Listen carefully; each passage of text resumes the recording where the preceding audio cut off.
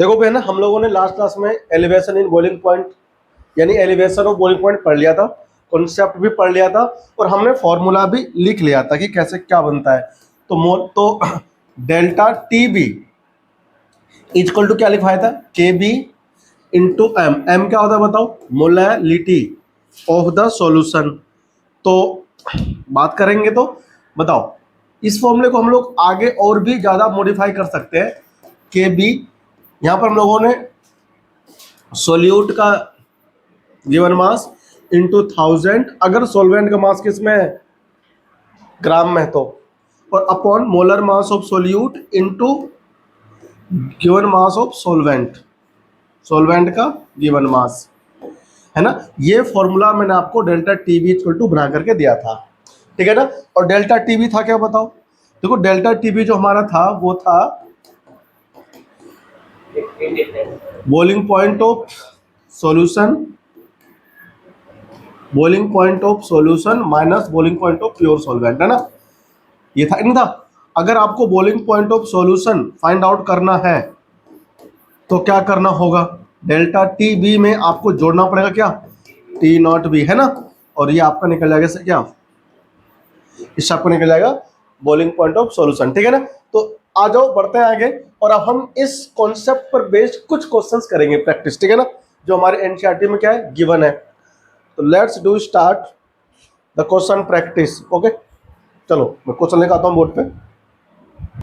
देखो ये रहा पहला क्वेश्चन, एनसीईआरटी में था example, elevation of boiling point पर बेस्ड क्वेश्चन है।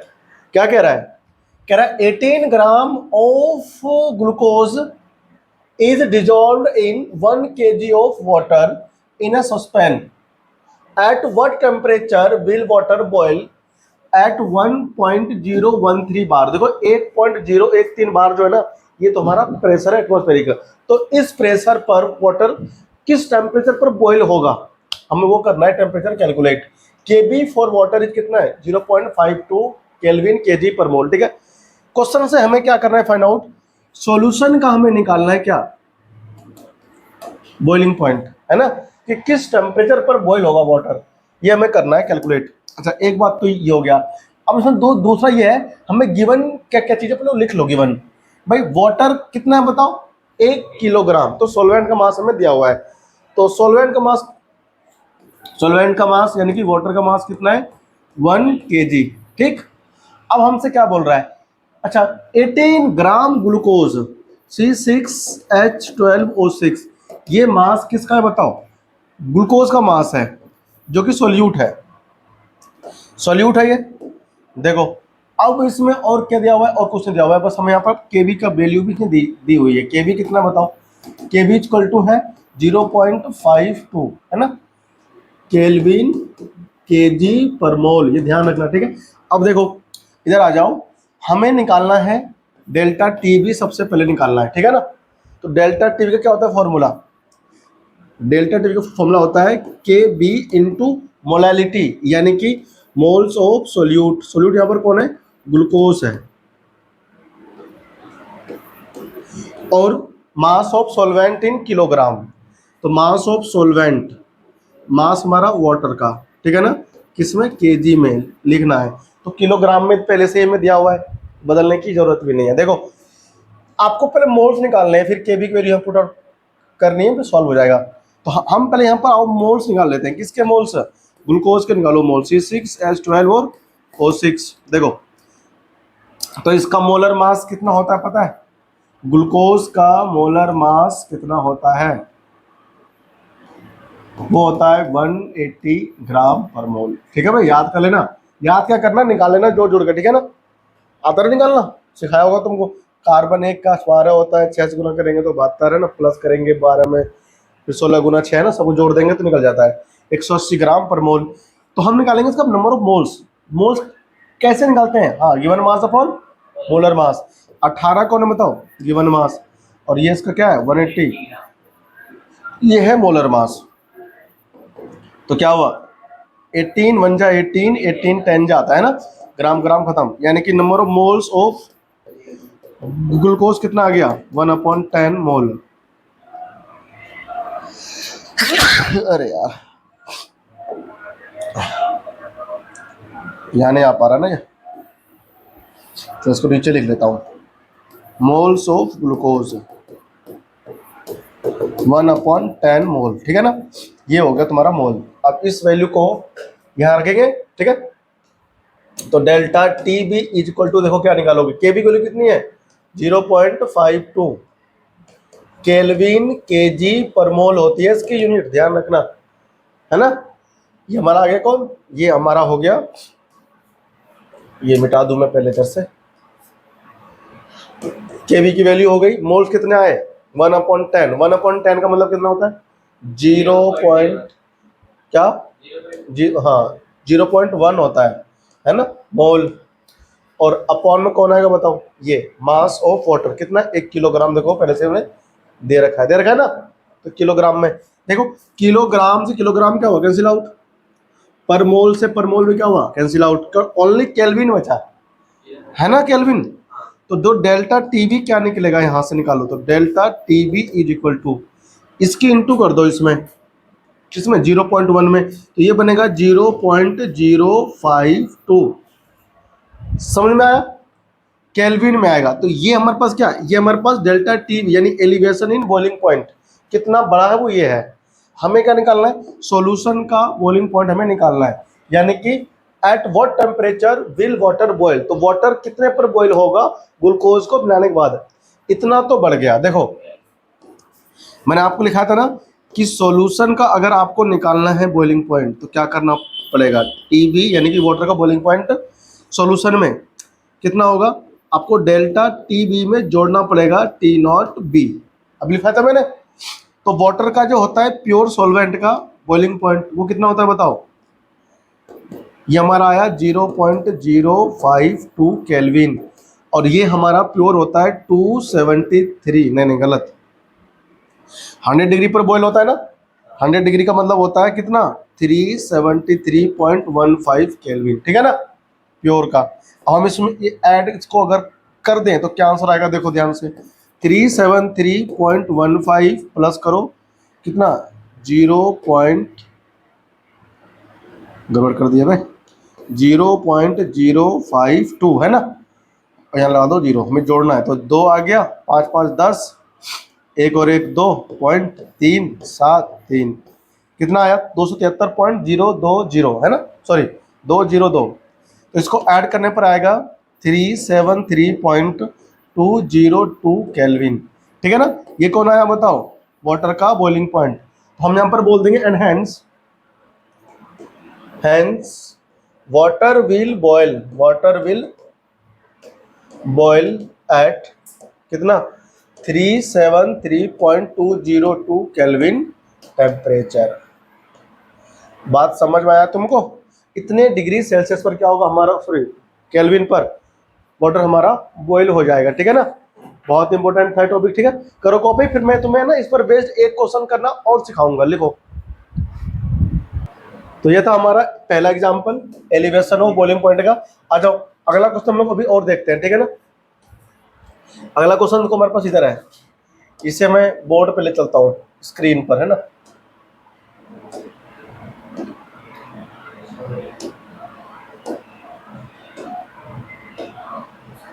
आओ 1.8 एग्जाम्पल है, इसे हम लोग कर लेते हैं सॉल्व। 1.8 एग्जाम्पल, देखो क्या कह रहा है, ये क्वेश्चन भी बहुत बड़ा, बहुत ही मस्त क्वेश्चन है ये। क्वेश्चन कह रहा है the boiling point of benzene is 353.23 kelvin है, यानी प्योर बेंजीन का बॉइलिंग पॉइंट है ये, जब प्योर स्टेट में था ये। टी नॉट बी इसका मतलब गिवन है कितना 353.23 केल्विन, ठीक है ना। अब कह रहा है कि आपने इस प्योर बेंजीन में 1.80 ग्राम नॉन वोलाटाइल सोल्यूट ऐड कर दिया। नॉन वोलाटाइल मतलब जो वेपोरेट नहीं होते, है ना, सोल्यूट, यानी कि आपने सोल्यूट का मास आपको तो यहाँ पर दिया हुआ है NVS, नॉन वोलाटाइल सोल्यूट, है ना, कितना है बताओ 1.80 ग्राम आप उसमें डिजोल्व कर रहे हो, ठीक है ना। अब इन 90 ग्राम वो बेंजीन, देखो आपको बेंजीन का मास भी दे रखा है इसने बेंजीन में क्या होता है C6H6, है ना। इसका मास कितना बताओ, 90 ग्राम देखो मास है बेंजीन का। अब कह रहा था बॉइलिंग पॉइंट इज रेज्ड इतना केल्विन, यानी कि जैसे ही आपने प्योर बेंजीन के अंदर नॉन वोलेटाइल सॉल्यूट ऐड किया तो उसका जो बॉइलिंग पॉइंट है वो इंक्रीज हो गया। कितना, देखो पहले था 353.23, अब हो गया 354.11 केल्विन, है ना, बढ़ गया ना। तो जो सॉल्यूशन का जो बॉइलिंग पॉइंट है देखो वो हमें कितना मिल गया, 354.11 केल्विन, ठीक है ना, ये हो गया। Calculate the molar mass of solute, जो नॉन वोलेटाइल सॉल्यूट आपने ऐड किया है ये 1.80 ग्राम, इसका मोलर मास कितना होगा हमें करना है कैलकुलेट। तो मोलर मास भैया हमको नहीं पता, एनवीएस का निकालना है, ठीक, ये हमारा एम है। अच्छा केबी की वैल्यू देखो उसमें दी हुई है ना, केबी की वैल्यू आपको हमेशा दी जाएगी 2.53 केल्विन केजी पर मोल इसकी यूनिट होती है, ठीक है ना। अरे यार क्या हो गया, चलो आगे आ जाओ। देखो अब सॉल्व करना है भाई, तो हमारे पास देखो डेल्टा टी भी है ही नहीं, है ना, निकालते आ जाओ। देखो तो डेल्टा टी भी हम लोग कैसे निकालेंगे, डेल्टा टी भी हम लोग निकालेंगे सॉल्यूशन का boiling point minus pure solvent का बॉइलिंग पॉइंट की हेल्प से निकालते हैं ना। बताओ ये कितना हमारे पास सॉल्यूशन का हो गया है, 354.11 माइनस 353.23 केल्विन। करो यहाँ से सब्ट्रैक्ट, इसको कितना बचेगा, यहाँ करता हूँ देखो मैं इधर 354.11 353.23, तो 82.100 है ना, खत्म है, क्या करना आएगा 0.80 तो आएगा 0. भाई यहाँ पर कितना बचा, 11 में 3 का तो 8, हाँ 10 में 2 का तो 8, ठीक है 0.88 है ना, ये तो आएगा। तो 0.88 केल्विन हमारा निकल के आ गया। बात समझ में आया, ये कौन आया बताओ, डेल्टा टीवी। हमें डेल्टा टीवी थोड़ा करना है कैलकुलेट, हमें करना है क्या, molar mass of solute, non volatile solute का मास करना है। तो डेल्टा टीवी याद है मैं आपको अभी लिखवाया था formula, K B into mass of NVS into thousands. अगर ग्राम में है सॉल्वेंट का मास, यहाँ पर देखो 90 ग्राम है, तो यहाँ पर हम लोग थाउजेंड्स लेते हैं, ठीक है ना, किलोग्राम में चेंज करने के लिए। अपॉन में मोलर मास ऑफ एनवीएस यानी कि सॉल्यूट का आएगा, इनटू सॉल्वेंट का मास कितना है 90 ग्राम, है ना। यहाँ पर हम लोग सॉल्वेंट का मास लिखेंगे C6H6, ये हमारा फॉर्मूला ड्राइव हो गया। हमें क्या निकालना है बताओ, हमें ये निकालना ये है ना, तो इसको उधर ले आएंगे, उसको उधर भेज देंगे, कोई दिक्कत है इसमें नहीं, आ जाओ इसको उधर ले आओ। अरे यार इसमें कहाँ ले जा रहा हूँ। तो molar mass of NVS is equal to क्या बनेगा, देखो थोड़ा इसको मैं ना स्पेस बना लेता हूँ अच्छे से, के बी इंटू एनवीएस का given mass of NVS, given mass of NVS into thousands, upon कौन आएगा बताओ, delta T B into C6H6। तो ये कितना है इसका 2.53 केल्विन केजी पर मोल। अब देखना यूनिट भी आएगा अपने आप कट के, है ना।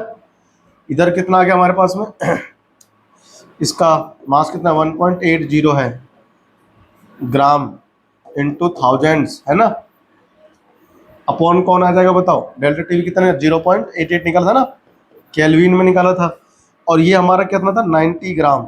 तो 90 ग्राम में ना किलोग्राम में चेंज हो चुका है, ठीक है ना, थाउजेंड है ना इसमें, किलोग्राम में चेंज हो गया है। तो किलोग्राम से किलोग्राम खत्म, केल्विन से केल्विन भी तुम्हारा खत्म, ठीक है ना। अब देखो ये 92 जा जाएगा भाई, 92 जाए तो होता है कितना 180, तो ये पॉइंट हटा दो, यहाँ पर लगा दो 100, ये 2 जीरो है ना, 2 जीरो खत्म हो गया, तो यहाँ पर 180, तो 92 जा कितना आता है बताओ 180। तो ऊपर देखो कौन कौन सी बची वैल्यूज, सबको करेंगे सॉल्व। तो molar mass of non volatile solute equal to कितना आ गया 2.53 इंटू करना है किससे, देखो उसमें यहाँ 2 है ना इधर, तो 2 ग्राम पर मोल बचेगा। पर मोल कहाँ से, यहाँ से पर मोल, यहाँ से ग्राम, यूनिट अपने आप निकल के आता है, ध्यान रखना है इसका। यूनिट के साथ तुम्हें करना है सॉल्व पेपर में क्वेश्चन काट पीट के, ठीक है ना। कुछ बच्चे यूनिट को ध्यान में रखते ही नहीं है, फिर नंबर करते हैं उनके। यहाँ पर कितना आ गया, 0.88 हो गया, और यहाँ पर देखो 10 भी था बचा हुआ है ना, 10 नहीं था भाई, 1000 में 2 जीरो गए तो 1 तो बचा ना। अब देखो ध्यान से, इसमें क्या हुआ, हाँ 0.88, ठीक ठीक ठीक। अब सॉल्व करना है इसको, ये 10 है ना, इसको दे दो, तो ये 2 पॉइंट ये बन जाएगा, इंटू होते हैं इसमें, तो इधर करते आ जाओ, मोलर मास ऑफ NBS। अब तो सारा कैलकुलेशन है ना, इस 10 की इंटू कर दो इसमें, तो 25 पॉइंट क्या बनेगा 3 इंटू 2 भी है, 2 भी तो है इसमें, अपॉन में कितना 0.88 हो गया, तो 2 से करो इंटू 6, 2 5 10, 2 to 4 50.6 हो जाएगा, अपॉन 0.88, ठीक है ना। ये किसमें है, ग्राम पर मोल में निकल के आया था हमारा, ग्राम पर मोल। तो ये हमारा जो सॉल्व करके आएगा ना, वो 57.5 ग्राम पर मोल निकल के आता है, ठीक है ना। करना है बट इसको डिवाइड करके देखो, मैं आपको डिवाइड करके दिखा देता हूँ ना, हमारा टाइम बचेगा, इसलिए ये तुम्हें खुद से करना है डिवाइड।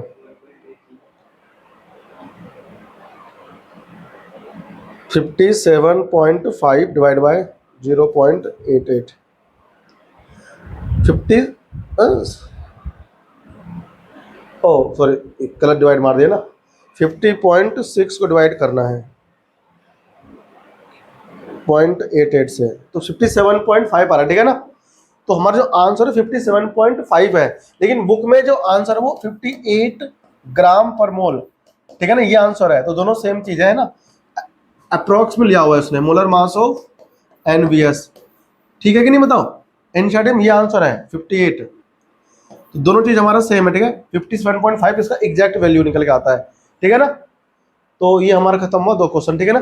इसके बाद में एक क्वेश्चन और है, एनसीईआरटी में ही है, जो तुम्हें घर से करना चाहिए था। अगला पेज पे चलते हैं ना, देखो अभी उतरा नहीं था, कॉपी करो, है ना, ये था। थोड़ा मैं इसको ऐसे कर दूं, एक पेज पे ले आता हूं सारा,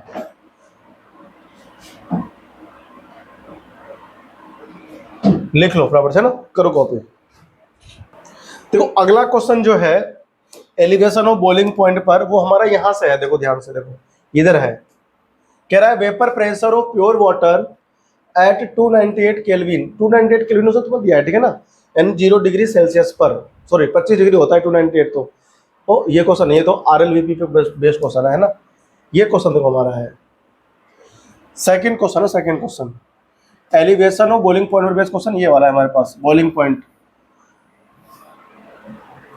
दिख रहा है, आ जाओ। अरे भैया गड़बड़ कर दिए, फिर से लेना पड़ेगा क्वेश्चन को। ये बॉइलिंग पॉइंट ऑफ वाटर दिख रहा है, elevation in boiling point question. ये क्या कह रहा है क्वेश्चन, कह रहा है the boiling point of water at 750 mmHg, यानी कि 750 मिलीमीटर ऑफ मर्करी इस वेपर प्रेशर पर, इसका जो बॉइलिंग पॉइंट है वो कितना है 99.63 डिग्री सेल्सियस। ये क्या है, वाटर का बॉइलिंग पॉइंट, ठीक है ना। How much sucrose is to be added, कितना सुक्रोज ऐड किया जाएगा जो कि 500 ग्राम वाटर में, such that its boiling point कितना हो जाए 100 डिग्री सेल्सियस। गिवन क्या क्या देखो पहले अब लिखते हैं, जो हमारे पास प्योर वाटर है ना, वाटर, उसका बॉइलिंग पॉइंट कितना है T0 भी, वो है 99.63 डिग्री सेल्सियस, ठीक है ना। और जो मेरे पास सॉल्यूशन का जो कहना चाह रहा है कितना 100 डिग्री हमें करना है, तो 100 डिग्री हमें करना है, तो 100 डिग्री हमारा हो जाएगा सॉल्यूशन का, ठीक है ना। अब हमको डेल्टा टीवी पर ही निकालना पड़ेगा, तो टीवी कैसे निकालेंगे, देखो इसे केल्विन में कर लो चेंज, इसे केल्विन में चेंज करने के बाद में और इसे भी केल्विन में चेंज करने के बाद में जो करोगे माइनस, तो वो केल्विन में आएगा। किस में आएगा? केल्विन में। एक बार मैं तुम्हें कुछ सिखाना चाहता हूं, देखो 99.63 डिग्री सेल्सियस है, इसको करो माइनस 100 डिग्री सेल्सियस में से, है ना, ये 100 डिग्री सेल्सियस है, दोनों ही सेल्सियस में है, मैं इसको माइनस कर रहा हूं, ठीक है ना, करते हैं। तो कितना, 10 में से 7 बचेगा, 9 में से गया तो 3 पॉइंट, ये बचेगा 0.37 डिग्री सेल्सियस, है ना। अगर मैं इसे केल्विन में कर लूं चेंज, तो ये क्या बन जाएगा, ये बन जाएगा 373 केल्विन, ठीक है ना, 0.00 केल्विन बन जाएगा।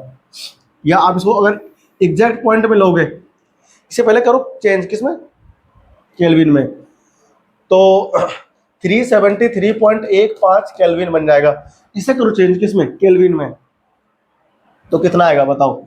99 को जोड़ दो इसमें, तो ये तुम्हारा बनेगा, एक मिनट में एग्जैक्ट करता हूँ, ठीक है सॉल्व ना। यहाँ मैं तुम्हें कुछ फंडा दिखाना चाहता हूँ यूनिट में, देखना। ये मेरे पास कितना है, 273.15 में जोड़ दो कितना, 99.63, ये हमारा कितना बनेगा,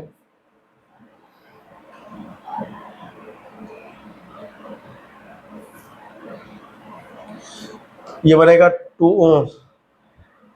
372.78 केल्विन।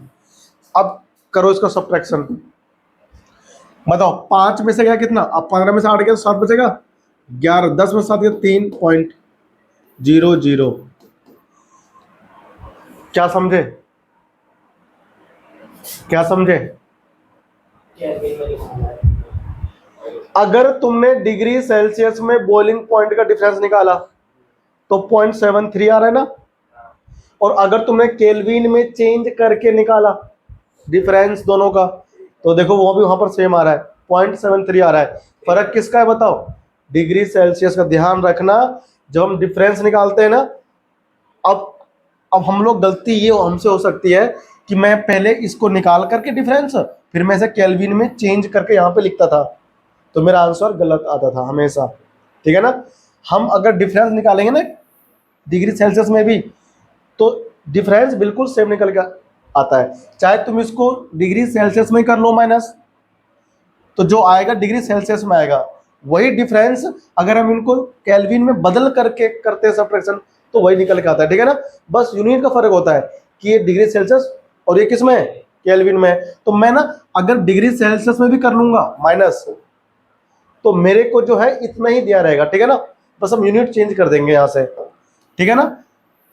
तो इसका डिफरेंस कितना आया बताओ, डेल्टा टीवी आया निकल के 100 degree Celsius minus 99.63 degree Celsius, 0.37 degree Celsius आएगा ना। केल्विन में भी यही रहेगा 0.37 केल्विन, डिफरेंस है ना, इसलिए समझा। तो ये कौन था हमारा डेल्टा टीवी। हमें क्या निकालना है, बॉयल कितने पर होगा, हमें निकालना है सॉल्यूशन का, सॉरी हमें निकालना है मास ऑफ सुक्रोज। तो देखो ध्यान से, सुक्रोज का मास, सुक्रोज मैं तो सुक्रोज जो हमारा होता है ना, वो कौन होता है, शुगर को ही बोलते हैं सुक्रोज, ठीक है ना। ठीक है भाई, तो आपको सुक्रोज का मास पता करना है, C12H22O11, ग्लूकोज को शुगर का फॉर्मूला और इसका दोनों सेम होता है ना, तो ये हमको करना है फाइंड आउट। इसका मोलर मास बताओ कितना होगा, C12H22O11, इसका 341 आता निकल के साथ, है ना, 342 या 1 बताओ निकालो। 144 में जोड़ो कितना, 12, और इसमें जोड़ दो 16 गुना 11, तो 16 धाम 160 और 16 176, जोड़ना इसको, 4 2 6 6 12 7 4 11 1 12, अरे 6 4 12 हो गया, 1 तो 4 1 5 1 6 6 7 13, 1 2 342 निकल के आता है, ठीक है। 342 ग्राम पर मोल क्या हो गया इसका, मोलर मास हो गया, ठीक है ना। देखो अब आ जाओ आगे, डेल्टा टीबी बताओ क्या होता है फॉर्मूला, केबी। अच्छा केबी फॉर वाटर चेक करो बुक में कितना होता है, केबी फॉर वाटर चेक करो 0.52 होता है मेरे ख्याल से। केबी फॉर वाटर चेक करो, केबी इंटू मोलैरिटी का बताओ क्या था फॉर्मूला, सुक्रोज का गिवन मास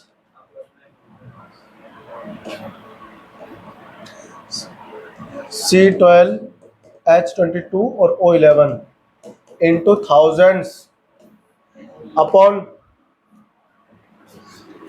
कौन है भैया इसमें, molar mass of sucrose C12H22O11 into given mass of water. हमें क्या निकालना है, हमें ये निकालना पड़ेगा W सुक्रोज। तो ये हमारा कितना निकला देखो 0.37 केल्विन, और केवी बताओ कितना है फॉर वाटर,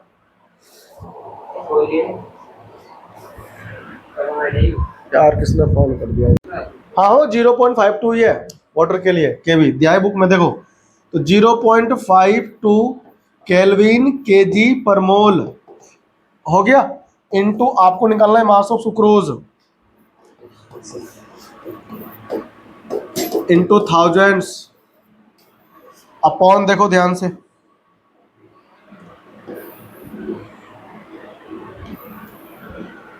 मोलर मास किसका कितना होता है 342 ग्राम पर मोल, ठीक है ना। और ये वाटर का बताओ मास कितना था 500 ग्राम है ना, 500 ग्राम यानी कि 1/2 kg बोल सकते हैं हम, यानी कि 500 या 1000 ऊपर तो केजी में चेंज हो गया, ठीक है ना। देखो 500 दूनी कितने होते हैं 1000, यहाँ 2 नहीं आ जाएगा, 2 आ जाएगा ना। अब हमको सब कुछ दिया हुआ है, ग्राम से ग्राम खत्म हो रहा है किसी का तो निकलेगा ग्राम में यार, केजी से केजी खत्म हो गया, केल्विन से केल्विन खत्म हो गया तो ग्राम में निकल के आएगा, मोल भी कटेगा पक्का, ये पर मोल भी खत्म हो गया, ग्राम में निकल के आएगा, ठीक है ना। आ जाओ आंसर निकालते देखो, 0.37 इंटू करेंगे किसको 342, ये तो खत्म हो गया सारा नीचे, अपॉन में कौन आएगा 0.52 और कौन आएगा देखो ध्यान से देखो 2 आएगा, कौन आएगा ये ग्राम में आ गया, इधर कौन बचा W मतलब मास ऑफ सुक्रोज C12H22 और O11, इसे सॉल्व कर लो भाई, है ना, करो इसको फटाफट से मल्टीप्लाई और डिवाइड, मैं कर देता हूँ ठीक है ना, बहुत समय लगेगा नहीं तो अपने आप घर पे तुम करना, हम तो टाइम बचाने के लिए ऐसा कर रहे हैं। 0.37 की मल्टीप्लाई करता हूँ मैं 342 में 126 आ जाएगा, ठीक है ना, 126.54 अपॉन में इसको करो डिवाइड किससे 2 2 जा 4 2 5 जा 10, ये रहा 1.04 से भाग कर दो इसको, 1.04 से भाग करेंगे तो 121 आ जाएगा मास ऑफ सुक्रोज। कितना आएगा ये बताओ, तो मास ऑफ सुक्रोज जो निकल करके आ जाएगा तुम्हारा, मास ऑफ सुक्रोज वो निकल के आएगा 121.67 ग्राम, ठीक है भाई, ये हमारा इसका एग्जैक्ट आंसर है, ठीक है ना। चेक कर लेना बुक में पीछे दिया होगा देखो, है ना, इन टेक्स्ट क्वेश्चन का आंसर दिए हैं, पूछे एक्सरसाइज के बाद में दिया हुआ है, चेक कर लो, दिखाओ बुक, एक्सरसाइज के बाद में दिया हुआ है ना, तुम पढ़ते पढ़ते तो होने घर में, देखो 121.67 आ गया एग्जैक्ट आंसर, ठीक है ना, 121.67, ठीक है ना, ठीक है ये लो। अब बढ़ते हैं आगे, देखो भाई अब जो हमारा नेक्स्ट टॉपिक इसमें है, हमने एलिवेशन और बॉइलिंग पॉइंट पे सारे क्वेश्चन कर लिए, इसके बाद में हमारे पास जो टॉपिक है वह डिप्रेशन इन फ्रीजिंग पॉइंट, ठीक है, उसे करते हैं भी, देखो कॉपी कर लो इसको डॉक्टर से, वह कॉपी, आगे बढ़ते हैं। अगला टॉपिक हमारा है एलिवेशन ऑफ बॉइलिंग पॉइंट, क्या है, सॉरी वो तो हमने पढ़ लिया, डिप्रेशन ऑफ फ्रीजिंग पॉइंट, लिखो heading depression of freezing point, depression of freezing point,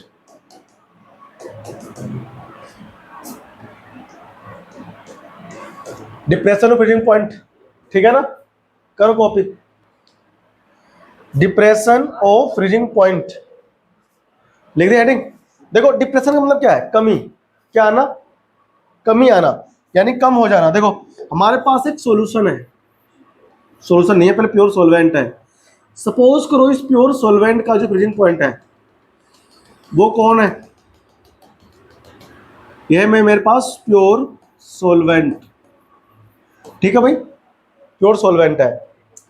इस प्योर सॉल्वेंट का delta T not F, F मतलब फ्रीजिंग पॉइंट, पहले बी आ रहा था बॉइलिंग पॉइंट, अब आ रहा एफ मतलब फ्रीजिंग पॉइंट। तो डेल्टा टी नॉट एफ क्या है, freezing point, freezing point of pure solvent, pure solvent, ठीक है। आपने क्या किया इसमें बताओ, NBS ऐड कर दिया, NBS हमने इसमें ऐड कर दिया, एडिड, NBS एडिड। तो अब क्या होगा बताओ, फिर से हमारा वही सारा काम, सॉल्यूशन बन के हमारा तैयार हो जाएगा। ये कौन बन गया बताओ, ये हमारा बन गया सॉल्यूशन,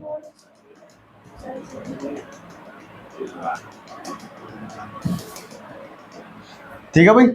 देखो ये हमारा बन गया सॉल्यूशन, और इसके ऊपर आकर के volatile sorry non volatile solute आकर बैठ गया, बैठ गया नहीं बैठ गया बताओ। अब क्या होगा, इसका बनेगा वेपर, लेकिन as compare to pure solvent इसका वेपर जो है कम बनेगा, है ना, लेस अमाउंट में। तो अगर वेपर प्रेशर जो होता है अगर कम बनता है तो फ्रीजिंग पॉइंट भी उसका कम हो जाता है, ठीक है ना, यानी कि डायरेक्टली प्रोपोर्शनल होता ही है वेपर प्रेशर और फ्रीजिंग पॉइंट दोनों आपस में। तो यहां पर क्या क्या होता है, वी नो दैट, तो यहां पर मैं लिख रहा हूं इधर। अब ये क्या बन गया, ये बन गया सॉल्यूशन, ठीक है। इसका जो होगा TF, ये क्या है, freezing point, freezing point of solution, यानी सॉल्यूशन का क्या है, ये है सॉल्यूशन का फ्रीजिंग पॉइंट, ठीक है ना। अब ये सॉल्यूशन का फ्रीजिंग पॉइंट प्योर सॉल्वेंट से कम होगा या ज्यादा, कम होगा, क्या होगा, नाम मुझे टॉपिक का वही है, डिप्रेशन, मतलब कम ही होगा, क्योंकि वेपर प्रेशर कम हुआ है। तो हमने लिखेंगे we know that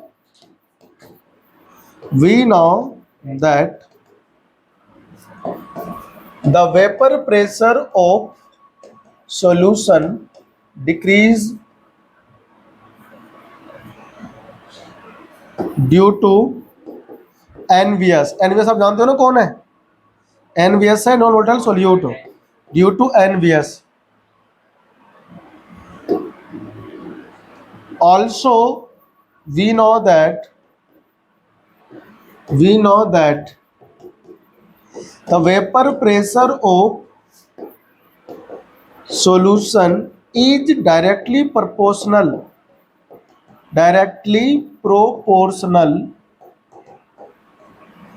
to its freezing point,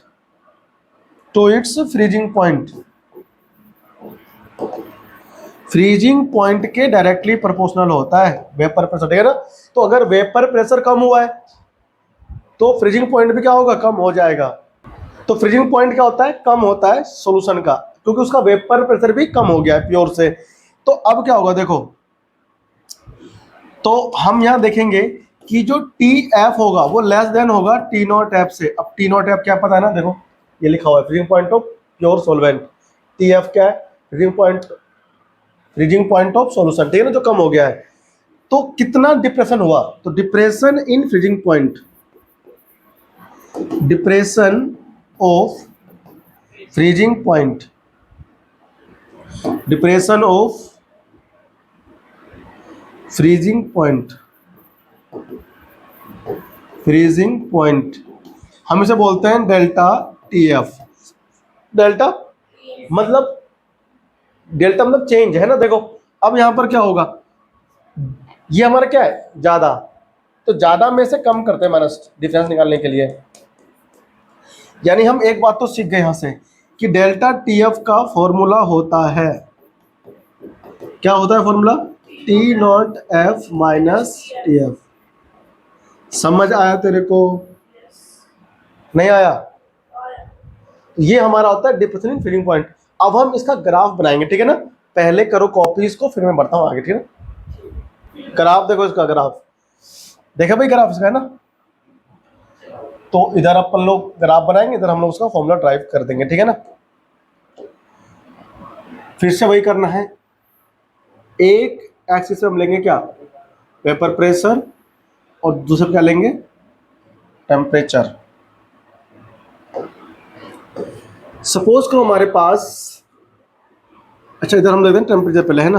temperature किस में होगा, ये केल्विन में। इधर होगा वेपर प्रेशर। अरे टेढ़ा क्यों खींच रहा है भाई? इधर होगा हमारा वेपर प्रेशर। देखो हमारे पास क्या था, पहले हमारे पास था प्योर सॉल्वेंट, ये हमारा हो गया सॉल्वेंट, और फिर हमारा था ये किसका था, सॉल्यूशन का, ठीक है ना? तो ये हमारे यहाँ से देखो यहाँ जा रहा था ऐसे, और फिर इसके बाद क्या हो गया, ये यहाँ था पहले क्या, इसका फ्रीजिंग पॉइंट,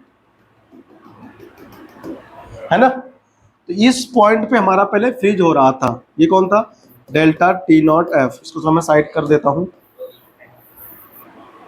इधर आ जाओ साहब जी आप। टेम्परेचर यहाँ पर पहले फ्रीज हो रहा था, आपने जैसे ही मिलाया इसमें नॉन वोलेटाइल सॉल्यूट, इसका वेपर प्रेशर कम हो गया, तो सॉल्यूशन का भी क्या होगा, ये आकर के इसको यहाँ करेगा इंटरसेक्ट, यहाँ काट रहा है। तो अब यहाँ से अगर हम देखें तो ये हमारा क्या हो गया इधर, ये हमारा हो गया इधर सॉल्यूशन का क्या, फ्रीजिंग पॉइंट टी एफ, है ना? यानी कम हो गया, पहले यहाँ फ्रीज हो रहा था, अब यहाँ फ्रीज हो रहा है, ठीक है? तो ये हमारा क्या है बताओ, ये हमारा फ्रोजन, मतलब जहां पर फ्रीज होता है वो पॉइंट। तो इसको हम लोग क्या कहते हैं, डेल्टा टी एफ कहते हैं भाई, ठीक है ना? ये हमारा ग्राफ बनता है फ्रीजिंग पॉइंट में डिप्रेशन के लिए, ठीक है ना? ये सॉल्वेंट का था, यहां पर फ्रीज हो रहा था इस टेम्परेचर पे, आपने जैसे उसमें NVS मिलाया, वेपर प्रेशर कम हो गया, उसको कितना कम हो गया, यहाँ तो ये हमारा यहाँ कम हो गया, यहाँ पर अब ये फ्रीज होगा, कम हो गया ये भी। तो क्या बोलता है, एक्सपेरिमेंट शोज दैट, इसमें लिखना है experiment shows that the depression of freezing point is directly proportional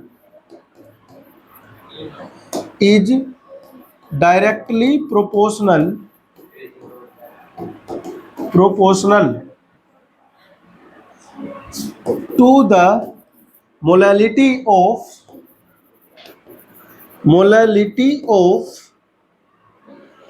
dilute solution की जो मोलैलिटी है। अच्छा डाइल्यूट यहाँ पर सब मतलब ये कि हमारा आइडियल सॉल्यूशन भी होगा भाई, ध्यान रखना, ठीक है ना? तो डायरेक्टली प्रोपोर्शनल होगा किसके, सॉल्यूशन ऑफ मोलैलिटी के। तो इसी को हम लोग ऐसे लिख पाएंगे, देखो दैट इज, ग्राफ दोबारा करो एक्सप्लेन, ग्राफ में क्या दिक्कत हो गई? अरे मैंने समझाया तो अभी कि ये हमारा प्योर सॉल्वेंट का लिए क्या है, वेपर प्रेशर। तो अभी प्योर सॉल्वेंट यहाँ इस टेम्परेचर पर क्या हो रहा है, फ्रीज हो रहा है। आपने उसमें जैसे ही NVS ऐड किया, उसका वेपर प्रेशर कम हो जाएगा, देखो कम हो गया। तो अब ये इस वेपर प्रेशर यहाँ पर क्या होगा, फ्रीज होगा। तो ये हमारा ये हो गया। तो फ्रीजिंग पॉइंट जो था प्योर का इधर था, या क्या होगा, ज्यादा होगा ना इधर, हाँ, और यहाँ पर कम हो जाए, ये कम हो गया। बट टेम्परेचर यहाँ ज्यादा या फिर यहाँ इधर ज्यादा, टेम्परेचर यहाँ कम, हाँ, तो सॉल्यूशन में कम हो गया, ठीक है ना? ये कहता है बस फ्रीजिंग पॉइंट नहीं, ग्राफ इतना ही पड़ता, इसमें और क्या कुछ भी नहीं है। तो delta T F directly proportional M होता है, जैसे अभी पीछे हो रहा था, ठीक है? अब इसमें देखो ध्यान से कि delta T F proportionality constant जब हटा देते हैं हम लोग तो क्या बन जाता है फिर वहां पर के भी था, तो कांस्टेंट के रूप में यहां पर आएगा के एफ और ये एम, ये हमारा बन गया फॉर्मूला। ठीक है ना। अब देखो आगे बढ़ते हैं इसमें। अब हम इस फॉर्मूले को और कर सकते हैं क्या, मॉडिफाई। देखो तो पहले बताओ के एफ क्या है। के एफ यहां पर है डिप्रेशन कांस्टेंट। क्या है, फ्रीजिंग पॉइंट डिप्रेशन कांस्टेंट, इसको हम लोग बोलते हैं के एफ को। समझ में आया। फ्रीजिंग पॉइंट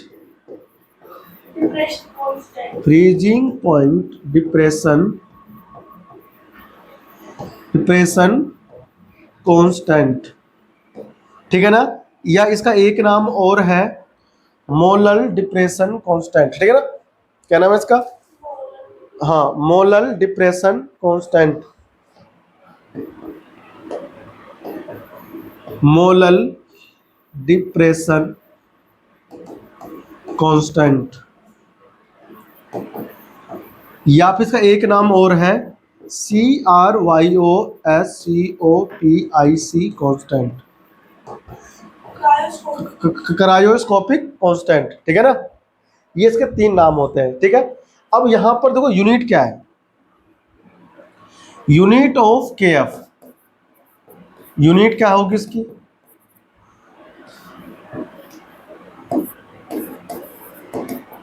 यूनिट ऑफ के एफ इसकी हो जाएगी केल्विन केजी पर मोल। सेम होगा ना जैसा वहां पर था वैसे यहां पर भी होगा, ठीक है ना। आगे के एफ की वैल्यू कैसे निकल जाएगी, तो वहां पर था क्या, डेल्टा वो था ना फ्यूजन ऑफ एंथैल्पी, तो यहां पर हमारे पास आ जाएगा क्या चीज, वहां पर था फ्यूजन, तो यहां पर आ जाएगा वेपोराइजेशन, ठीक है ना, और कुछ भी नहीं आएगा, ठीक है। चलो करो कॉपी इसको ना, फिर हम लोग आगे बढ़ते हैं, इसको फॉर्मूला को और मॉडिफाई करेंगे, ठीक है ना।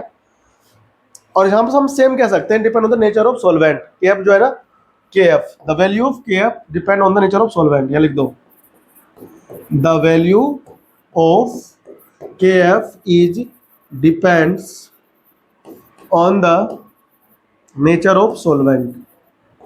फिक्स होता है ये, नेचर ऑफ सॉल्वेंट। तो देखो के एफ की वैल्यू हम लोग कैसे निकाल सकते हैं, के एफ की वैल्यू को निकालने के हमारे पास फॉर्मूला जो होता है वो होता है क्या, ये हमारे पास इसमें होता है R into M1 R into M A into delta T naught, यानी सोलवेंट का बॉइलिंग पॉइंट का स्क्वायर करते हैं, ठीक है ना, अपॉन क्या हो जाएगा इसमें, अपॉन डेल्टा, यहां पर आएगा वेपोराइजेशन, वहां था पहले फ्यूजन है ना, यहां पर आएगा वेपोराइजेशन H इंटू थाउजेंड्स। इस फॉर्मूले से जो कि वेन टॉप ने दिया था हम लोग के एफ की वैल्यू निकालते हैं ना एक्सपेरिमेंटली। समझ आया कि नहीं आया, लग रहा है गलती कर देगा कि अच्छा इसमें आता है फ्यूजन, वेपोराइजेशन आता है उसमें, हमें ध्यान रखना वो मना, इसमें आता है इसमें आता है फ्यूजन, ठीक है ना। अरे बॉइलिंग पॉइंट वाले में गलती कर दी हमने, है ना, पिछले लेक्चर में, देख ध्यान देना, ठीक है ना। वहां पर फ्यूजन नहीं आएगा, वहां वेपोराइजेशन आएगा, ठीक है ना। तो उसको ना बाय मिस्टेक हो गया, करेक्ट कर लेना, ठीक है ना, इंसानों से तो गलती होती है, ठीक है भाई। तो ये हमारा क्या हुआ, के भी यहां से हमने निकाल लिया। तो आगे हमें वही फॉर्मूला ड्राइव करना है कि delta T F equal to K F और एम था, तो delta T F equal to क्या बनेगा, देखो के एफ इंटू सोल्यूट का गिवन मास इंटू थाउजेंड्स, अगर सोलवेंट का मास ग्राम में है तो, upon molar mass of solute आ जाएगा यहाँ पर, इंटू मास ऑफ सोलवेंट आ जाएगा। ये फॉर्मूला आपको ध्यान रखना है, ठीक है ना, कोई दिक्कत थोड़ी है समझ में, है ना। और अगर हमें डेल्टा टी एफ पता है तो हम सोल्यूशन का निकाल सकते हैं freezing point. Delta T F क्या बताया मैंने, T not F minus T F. तो अगर हमें ये निकालना है टी एफ तो क्या करना होगा, टी नॉट एफ में से माइनस करना पड़ेगा डेल्टा टी एफ, ठीक है ना। ये क्या है भाई हमारा, ये हमारा है freezing point of solution, freezing point of solution, ठीक है ना। हाँ, तो हम ऐसे निकालेंगे, ठीक है। और ये क्या है, ये depression in freezing point, depression of freezing point का होगा ना, डिप्रेशन ऑफ फ्रीजिंग पॉइंट, ठीक है। तो यहां हमारा खत्म हो जाता है एक और कोलिगेटिव प्रॉपर्टी जिसका नाम क्या है, डिप्रेशन ऑफ फ्रीजिंग पॉइंट, ठीक है ना। इस पर बेस्ड क्वेश्चन है, 2-3 क्वेश्चन ना, लंबा हो जाएगा वीडियो बहुत ज्यादा है ना। अगली क्लास में क्वेश्चन प्रैक्टिस के बाद में हम लोग ना कुछ थ्योरी पढ़ेंगे ऑस्मोटिक प्रेशर से रिलेटेड, ठीक है ना। तो मिलते हैं आपसे अगली क्लास में, तब तक के लिए नमस्कार, जय हिंद, अपना ख्याल रखिए।